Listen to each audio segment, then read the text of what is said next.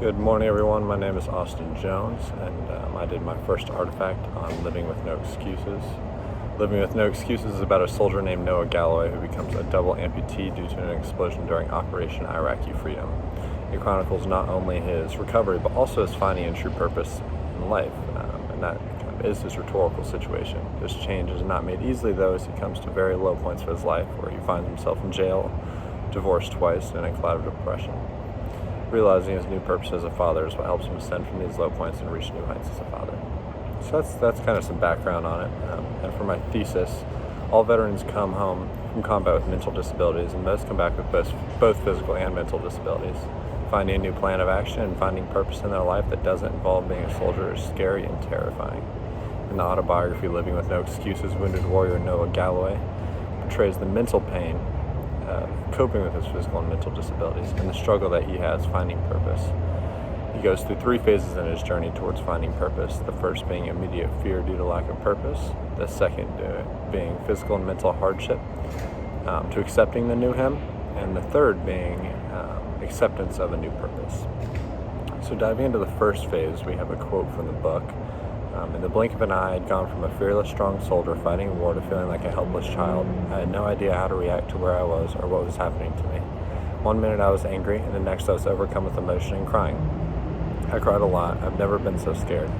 I wasn't supposed to be writhing in pain in a hospital room in Washington, D.C. I was supposed to be still in Iraq or dead. There was no in between. I didn't know how to handle in between. And that is from page 4. This is just one of the quotes taken from the beginning of the book, when he had just gotten to the hospital in Washington, D.C. This was a period where he was in and out of surgeries and often on some sort of drug. He was aware at this point, though, he made it clear that he was a double amputee. He was aware of this fact. There was a lot of time in between surgeries and procedures where he had time to think about and, at least try to his best ability to process what had just happened. The fact that this physical disability had limited his ability to be a soldier absolutely wrecked Galloway. He believed that this was his sole reason for living. His PTSD is very obviously displayed in his fear of the unknown, a common symptom in veterans. He didn't know what was happening. It was out of his control, and that scared him. And that's first time he realizes that my purpose is not going to be in being a soldier anymore because I physically cannot serve my country. Once again, that really scared him. So phase 2, kind of that idea of going into that physical and mental hardship of accepting himself. I would stand in front of the, so we have a quote here, I would stand in front of the mirror and stare at myself. I couldn't stand what I saw. I'd look at my injuries, and I was just disgusted. And that's from page 135, and then from page 140. I was living under the fog of this oppressive depression, and nothing mattered. So rehab was a long and arduous process for Noah Galloway, as it is for anyone, but not just from the physical point of view, but also from the mental and emotional point of view. His physical wounds were healed once he was out of that physical rehab, that physical therapy and such, but his mental wounds were not.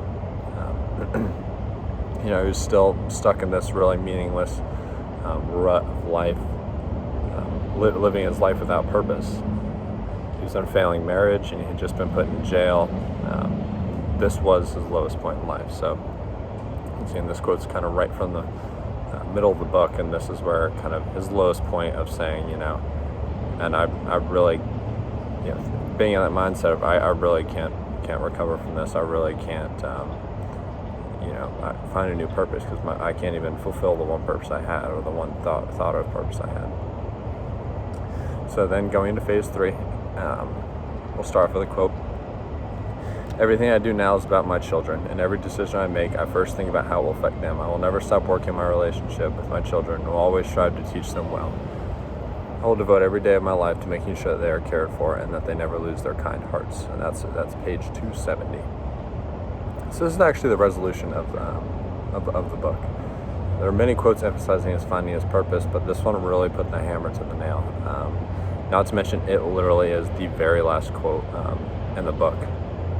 He decided to end his book, the very last quote, the very last page, right? He decided to end his book with him finding his purpose, which just further proves that this is the point he was trying to prove, the story that he was trying to tell. the story of him finding his true purpose. So I'd really like to emphasize the fact that, we have one of the very first, quotes in the book, the first quote I reference at the very, very beginning of the book, one of the very first pages. And then on page 135, we pulled our kind of our second piece of evidence, and that was his low point in life. And that was, once again, literally the middle page of the book, 270 divided by 2, 135. And then page 270, the very last page of the book, is where we get our last quote. And it just kind of proves his use of the written medium of communication, that written mode of communication to create his argument of finding purpose. So he crafted it, so kind of ingeniously and really put a lot of time into how he crafted it to really send that message home, to really drive that message home. So he began with this idea of being lost, ended with the idea of being found. And he did that literally first and last page. And how did he find himself purpose? He makes that clear because we see in all three of those quotes, the reason why he's feeling the way he is, whether he's feeling good in the end or bad, shocked and scared in the beginning or depressed in the middle, is because of how he fits, how purpose fits into his life, if he has a purpose at that stage in his life. So yeah, thanks for watching, thanks for listening, and that's it. Thank you.